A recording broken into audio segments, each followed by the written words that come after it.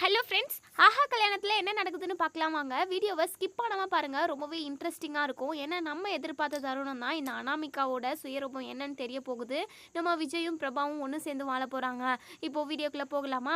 இங்கே நம்ம பிரபா ரொம்பவே ஃபீல் பண்ணிக்கிட்டு இருக்காங்க. நம்மளோட வாழ்க்கை இப்படி ஆயிடுச்சு, கடவுள் நம்மளோட வாழ்க்கையை இப்படி வழி நடத்திட்டு போகிறாரே அப்படின்னு சொல்லிட்டு பயங்கரமாக ஃபீல் பண்ணிக்கிட்டு இருக்காங்க.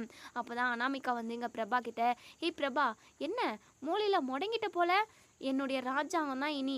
நான் விஜயை ஆள போகிறேன். விஜயோட வாரிசை என் வயிற்றுக்குள்ளே சுமந்துக்கிட்டு இருக்கேன். இனிமேல் இந்த வீட்டில் உள்ளவங்க யாருமே என்ன ஒரு வார்த்தை கூட மனசு கஷ்டப்படுற மாதிரி பேச மாட்டாங்க.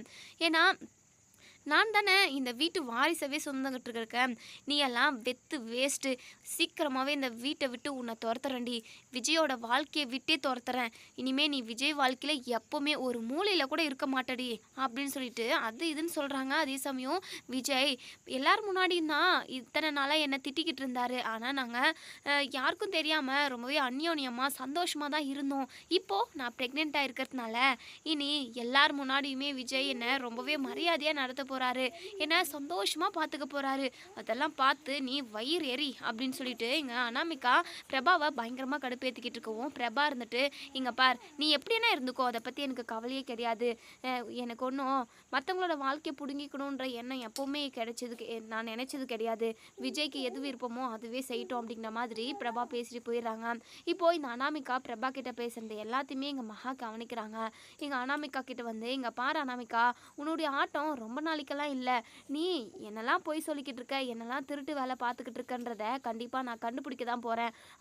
அதுக்கப்புறம் உண்மை தெரிஞ்சதுக்கப்புறம் நீ இந்த வீட்டில் இருப்பியான்றது கூட சந்தேகம் தான் அப்படின்னு சொல்லுவோம். அனாமிகா சொல்கிறாங்க, இங்கே பாருங்கள், உங்களால் முடிஞ்சால் அதை செஞ்சு பாருங்கள். அதெல்லாம் முடியவே முடியாது. விஜயை விட்டு நான் இனி எப்போவுமே விலக மாட்டேன். இனிமே அவர் ஏன் முந்தானியில் தான் முடிச்சு வச்சுருப்பேன். நான் என்ன சொல்கிறேனோ அதை தான் கேட்க போகிறாரு அப்படின்னு சொல்லிட்டு எங்கள் அனாமிகா ஓவராக சீனை போட்டுக்கிட்டு இருக்காங்க. நம்ம மகாக்கு பயங்கரமாக கடுப்பேறுது. அதுக்கப்புறம் எங்கள் சித்ரா தேவி கிட்ட பேசலாம் அப்படின்னு சொல்லிட்டு இது அனாமிகா வந்து தனியாக வந்து ஃபோன் பண்ணி பேசிக்கிட்டு இருக்காங்க.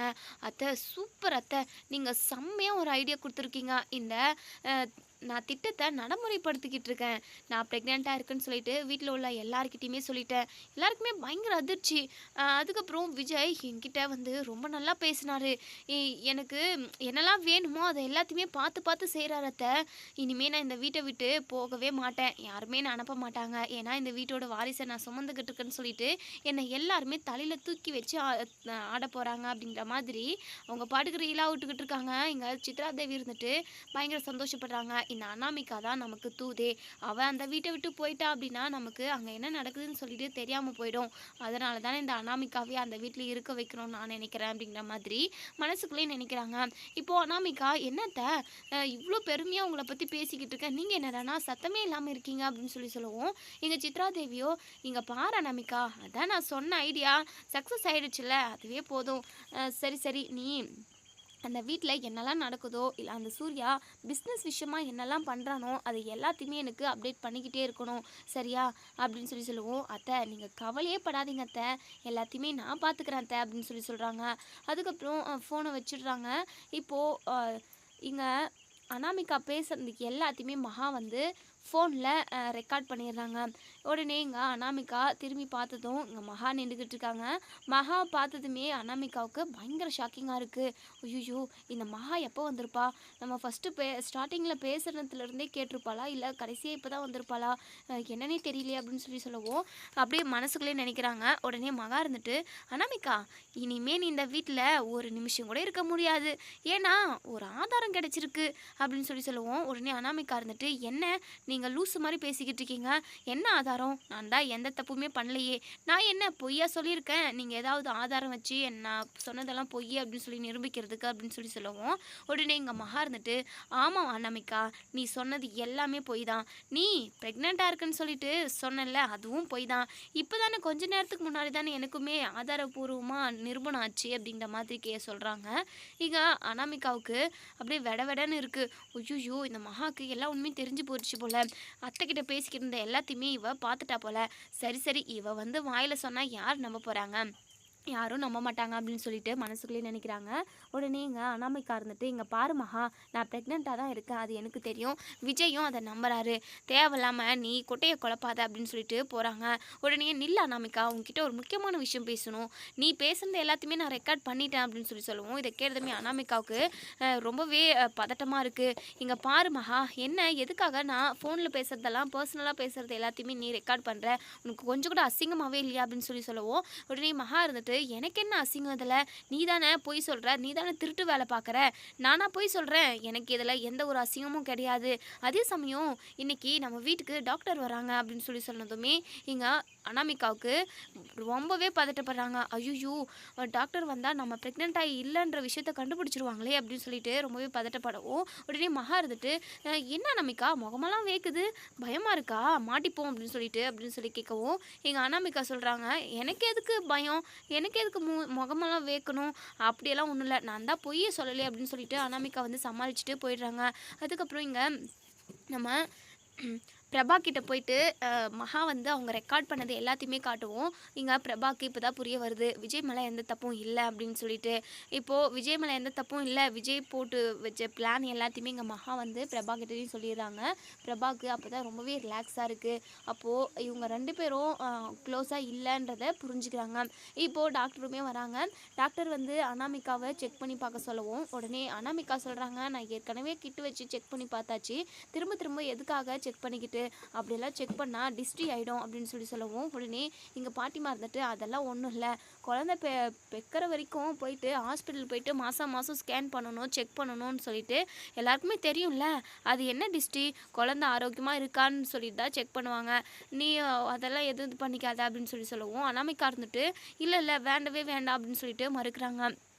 இப்போது சூர்யா இருந்துட்டு, அப்போது நீ ப்ரெக்னெண்ட்டாகவே இல்லை, அதனால தானே பயப்படுற அப்படின்னு சொல்லவும், அனாமிகாவுக்கு என்ன சொல்லி சமாளித்து தப்பிக்கிறதுனே தெரியல. இப்போது மகா இருந்துட்டு எல்லாருக்கிட்டையுமே சொல்கிறாங்க, இந்த அனாமிகா ப்ரெக்னெண்ட்டாகவே இல்லை, அதுக்கு ஆதாரமும் என்கிட்ட இருக்குது அப்படின்னு சொல்லிட்டு அவங்க ஃபோனில் பேசுனது எல்லாத்தையுமே எல்லாருக்கிட்டையுமே காட்டவும் எல்லாருமே பயங்கரமாக ஷாக் ஆகுறாங்க. இப்போது விஜயோட அம்மாவுமே பயங்கர டென்ஷன் ஆகுறாங்க. அனாமிகா, குழந்தை விஷயத்தில் யாராவது பொய் சொல்லுவாங்களா?